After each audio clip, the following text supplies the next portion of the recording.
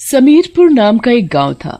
उस गांव में बसंता अपनी 8 साल की बेटी पिंकी के साथ रहती थी। पिंकी अपाहिज थी।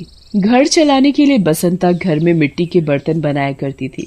दिवाली आने वाली थी, इसलिए बसंता मिट्टी से दिए बनाकर बेचा करती थी। एक दिन बसंता थकी हारी घर लौटती है।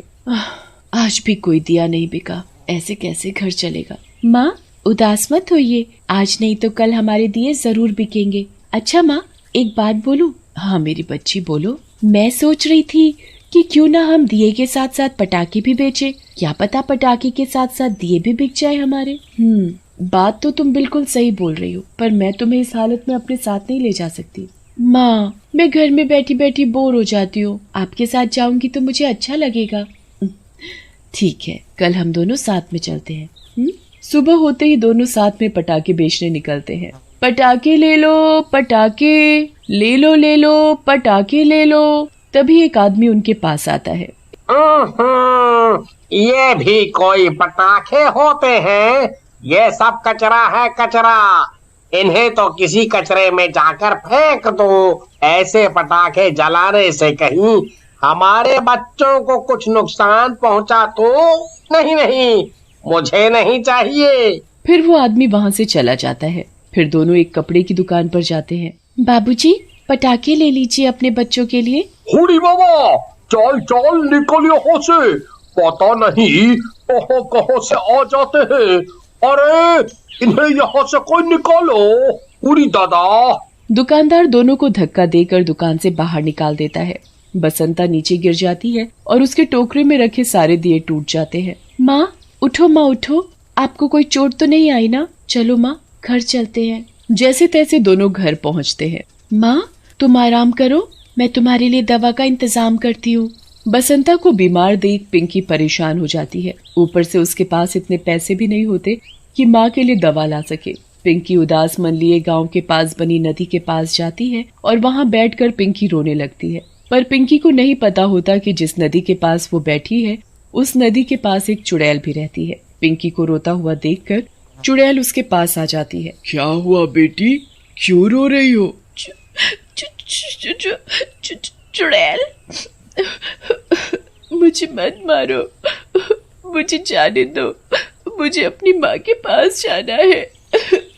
घबराओ मत बेटी, मैं तुम्हें कुछ नहीं करूंगी। अगर मुझे तुमको खाना ही होता तो तुम्हें बिना बताए ही मैं तुम्हें खा जाती। अब बताओ तुम इतनी दुखी क्यों हो? मेरी माँ बहुत बीमार है, उनके इलाज के लिए मेरे पास पैसे नहीं है। बिना इलाज के कहीं मेरी माँ को कुछ हो गया तो। नहीं नहीं, उन्हें कुछ नहीं होगा। अरे और ऐसा नहीं सोचते। मेरी माँ मिट्टी के दिए और पटाखे बेचकर घर चलाती थी। अच्छा, अगर तुम्हारी ये समस्या हल हो जाए तो तुम्हारी माँ की जगह मैं पटाखे बेचने जाऊंगी और तुम घर पर बैठकर अपनी माँ की देखभाल करना। सच में? पर तुम्हारा ये रूप देखकर कोई भी तुमसे पटाखे नहीं खरीदेगा। तभी चुड़ैल एक औरत के रूप में बदल जाती है। अब मुझे कोई नहीं पहचानेगा। बेटी, अब तुम घर जाओ। फिर क्या था, पिंकी हंसी खुशी घर चली जाती है और चुड़ैल सिर पर टोकरा रखकर गांव में पटाखे बेचने जाती है। पटाखे ले लो, दिए ले लो। तभी चुड़ैल के पास एक बच्चा आता है। पटाखे वाली आंटी, क्या आप मुझे पटाखे दोगी? हाँ बच्चे, बताओ कौन सा पटाखा दूं? ये रॉकेट चाहिए तुम्हें? हाँ, ये बहुत अच्छा है। हुई हुई। तभी बच्चे का पापा विक्रम वहाँ आ जाता है और चुड़ैल को डांटने लगता है। कहीं तुम्हारा दिमाग तो खराब नहीं हो गया? बच्चे ने पटाखा मांगा तो तुमने फट से उसके हाथ में रॉकेट पकड़ा दिया। तुम्हारे पटाखे घटिया होते हैं, इन्हें हमारे गांव में मत बेचो। नहीं नहीं, ये पटाखे तो बहुत अच्छे जलते हैं, आप एक बार इन्हें जलाकर तो देखो। एक बार बोल दिया, समझ नहीं आती क्या? अपना टोकरा उठा और चलती बन यहाँ से।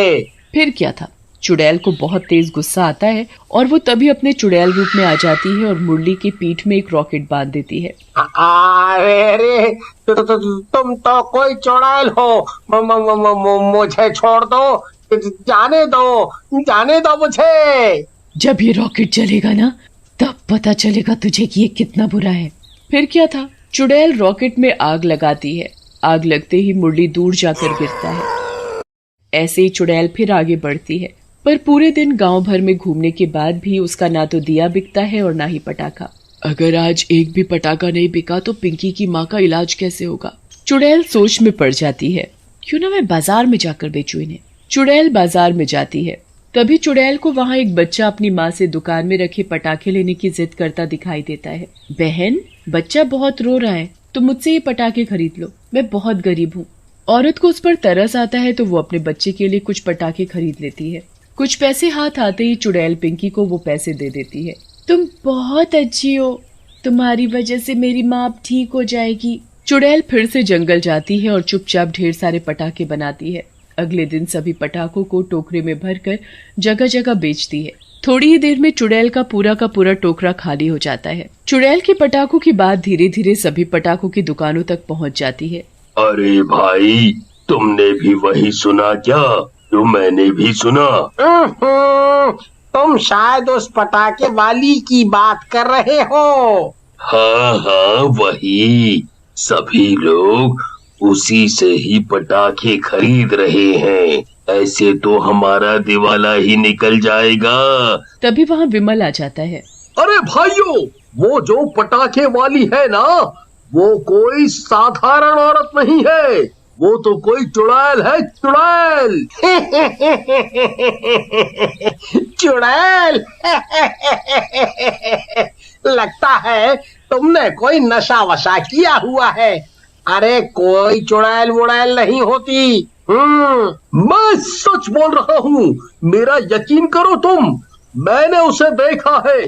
देखो उसने मेरा क्या हाल बना दिया, मुझे रॉकेट में बांध कर उड़ा दिया।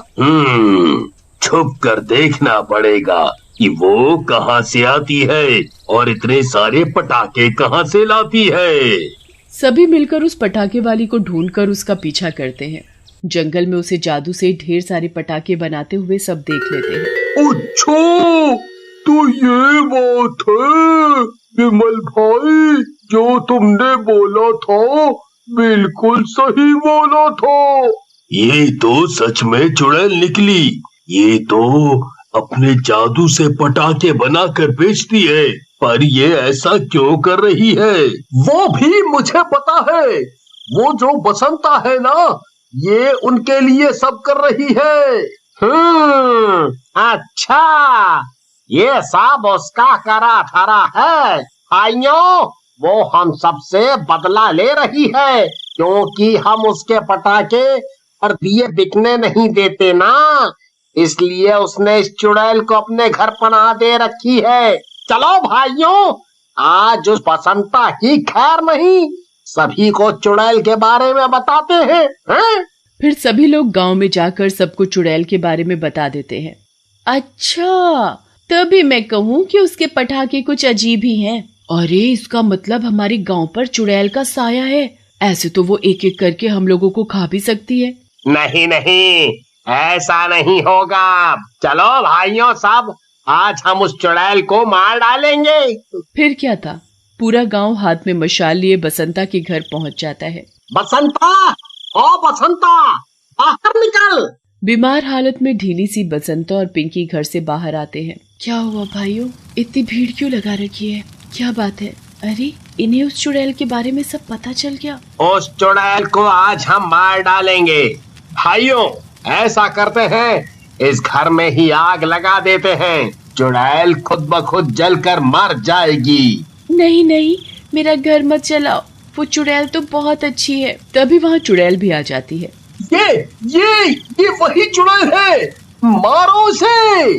रुको, अगर किसी ने भी इन्हें या इनके घर को नुकसान पहुंचाया तो मैं जरूर तुम्हें खा जाऊंगी। और मैंने कभी भी किसी को कोई नुकसान नहीं पहुंचाया, मैंने सिर्फ इन दोनों की मदद की है।